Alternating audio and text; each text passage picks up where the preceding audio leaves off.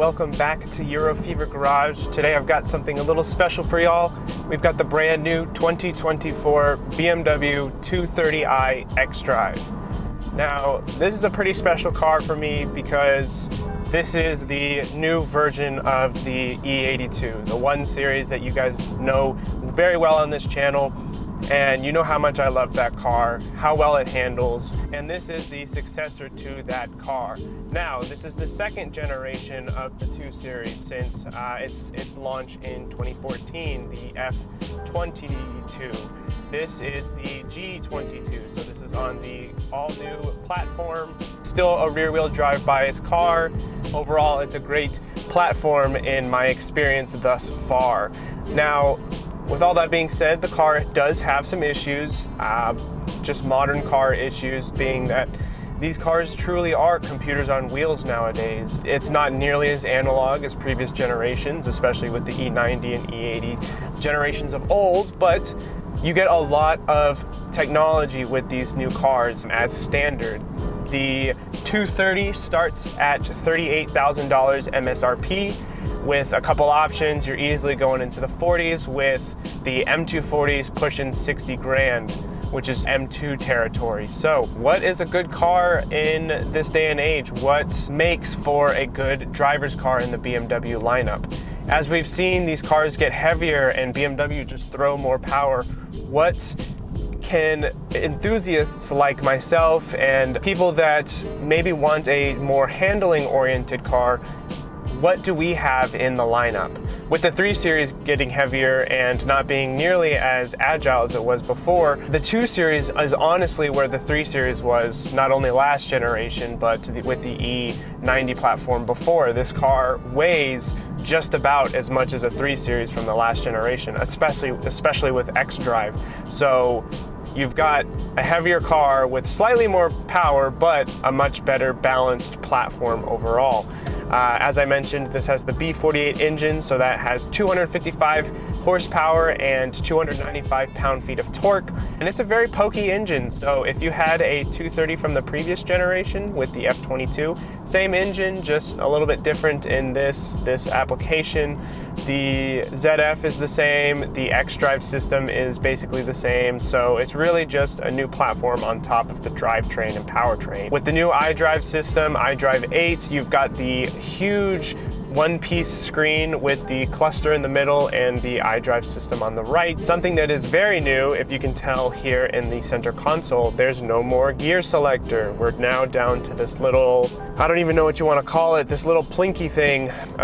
It's a little weird getting used to. It's the exact same operation, but I'm honestly not a huge fan of it. I think it's just, I liked having the old gear selector to just keep my hand on. But again, I'm not really the target demographic for this car. I'm just showing you what is new with the new lineup. So the reason why I chose this car to drive today mainly is because it has almost no packages. The only thing this car has on top of xDrive is the Comfort Access or Premium package. So that has heated seats, Comfort Access, so that's the keyless entry, and a few other small bits and pieces here, but honestly, it's a very bare bones car. So this is just sitting at $40,000. As a result, with the sports seats, you don't get the adjustable lumbar, and as a result, we're missing out on the M Sport package along with the M Sport Professional, which is new for this generation, which has a lot of goodies, not only with the steering wheel, but you get the sportier wheels with the sportier tires, as well as an optional limited slip differential in the M240s. I'm sure it's possible to get it optioned with the 230s, but to my knowledge, I don't know how to do that yet. So this car is Alpine White on Cognac, which is a very, very beautiful spec. The only thing I would change is to go to Tanzanite or another shade of blue, but again, that's me being biased. Honestly, this car really is impressive with the amount of technology and performance you get out of the box. Like I said, it's only 40 grand. So what does $40,000 get you? Well, as you can see, I've got Idrive 8 with the full screen display. We get the adaptive headlights up front where it's able to detect who's in front of you, so you could basically have your high beams on at all times. On top of that, there's a lot of safety features as standard. So you've got the forward collision warning, you've got your blind spot detection, as well as lane keep assist. This does have just the dynamic cruise control, so that's where you have to control everything yourself. No adaptive, however, you can option that as a different package. So as we go into these twisties, you can start to see how the car handles and how it looks. Honestly, from a subjective perspective, compared to my 4 Series with the Koni suspension, this car is soft. I really like how much it's able to absorb the bumps, and it actually does have a decent steering feel. Like, the steering rack is not nearly as light as the F chassis generation. Now, it's still not nearly as authentic as the E90 generation, but it's a phenomenal driving car. Like, this is a really balanced car. This is the best balanced car, in my opinion, in the whole lineup. And I mean the 230, not the 240 and not the M2, the 230. If you did this in the rear-wheel drive platform, it'd be even better. But the thing is, most people will be getting the xDrive just because that's what people want nowadays. As people are moving to SUVs, you know, they want that extra grip, the extra space. So most people, if they're sacrificing for a coupe, they do still want the xDrive all-wheel drive platform. As someone who has both the all-wheel drive and the rear-wheel drive cars, you can't really tell when the all-wheel drive system is kicking in unless you're really flooring it.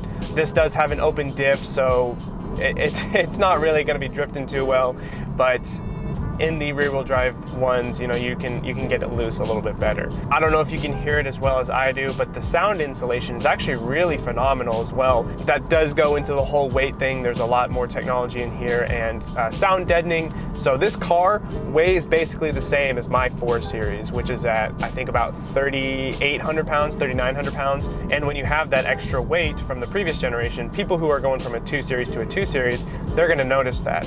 Me being from a 4 Series, this does feel a little bit more nimble because the balance is more in the center, but weight-wise feels the same, power-wise felt the same as stock. Even though I had the N26, it's roughly the same engine. That extra torque does give a little bit of extra oomph, but overall, again, it's the same power delivery.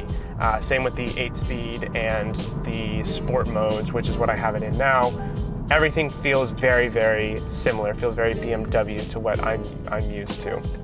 So what are my thoughts? What do I think about this car in particular? Honestly, I think this car is going to age pretty well. The Idrive 7 Series, I think, are going to be a little bit better just because people who are more sport oriented like ourselves, they don't care for these screens. They don't care for the more room in the center console because there's no gear selector.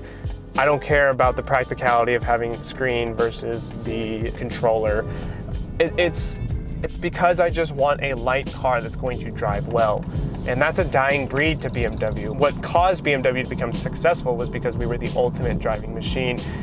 It's something that has been lost simply to dilute the brand. And with the M240 having a lot of MQs and a lot of the lineup having a lot of M pieces, it makes M cars not be as special as they used to be. And I think as a result, we're just losing a lot of what BMW was before. While I do love this car and what it can do, it's becoming a dying breed. And you know, with the M3s and the M4s not having the manual and the competition trim, or the XM, for example, being an entirely new platform that's solely for luxury buyers, BMW just isn't the ultimate driving machine anymore. It's becoming that luxury sport versus sport luxury. And it's sad to see, you know, as someone who was able to experience the brand from a very young age, as y'all have seen with the 7 Series and all the cars that we really like to work on, it's not the same. It never will be the same again. I really hope they have a renaissance, but BMW is just moving towards that luxury feel, and that's okay. We just have to get used to it. If the 2 Series continues, and I mean the coupe, not the Grand Coupe, the 2 Series will be the best handling car. It's not the fastest. You know, even the 240, as fast as it is, it's no M2, it's no M3 and M4. The M240 is honestly probably where most people will be because they want some power. You know, you'll get a lot of straight line performance and you get a lot of performance in general. But if you're like me and you like the handling more than you do the power, the 230 is where it's at. You can always add more power. You can always change the handling characteristics. I mean, do what we all normally do. Swap out the tires, throw some coilovers on it, a boot mode 3 tune, and you're good to go. And the technology in this car honestly makes this car very, very livable. You know, like size-wise, it feels like a slightly bigger 1 Series. It's exactly what it is. It feels very wide, but not too cramped. Back seats are very, very usable. You know, they're able to be put down in that 40-20-40 split. Trunk size is a little bit limited just because of the opening, but overall, I really like how this car is positioned. Like I said, if you're someone who is able to, you know, have the luxury of owning a coupe and you don't need an SUV, this car is awesome. This car is really, really awesome. And the 3 Series honestly isn't bad, but the 330 feels underpowered, M340 feels a little heavy. Again, that's just my personal preferences, and you have to take that with a grain of salt. I'm not a professional driver, I'm just someone who enjoys how cars feel and drive. I'm curious to hear y'all's thoughts. I'm curious to see what other people have had in their experiences. What do you think? What do you think is the best car in BMW's lineup? Do you think the 230 has some merit just because it's the lowest in terms of pricing? With the 1 Series in prior generations, that's where it was positioned, at the very bottom of the BMW ladder, but it was also one of the best handling cars that they had to offer. And so I'm curious if this will be that same situation. So with that being said, thank you again for watching. Thank you for sticking till the end. I really appreciate y'all watching. I plan on doing a lot more reviews on the new Idrive 8 cars, so be on the lookout for those. In the meantime, go check out our other reviews. That will give you a better clue as to who I am as a driver and what I like in these cars. So if you want to compare side by side, go check out those videos. Otherwise, thank you for watching, and until next time, catch you later.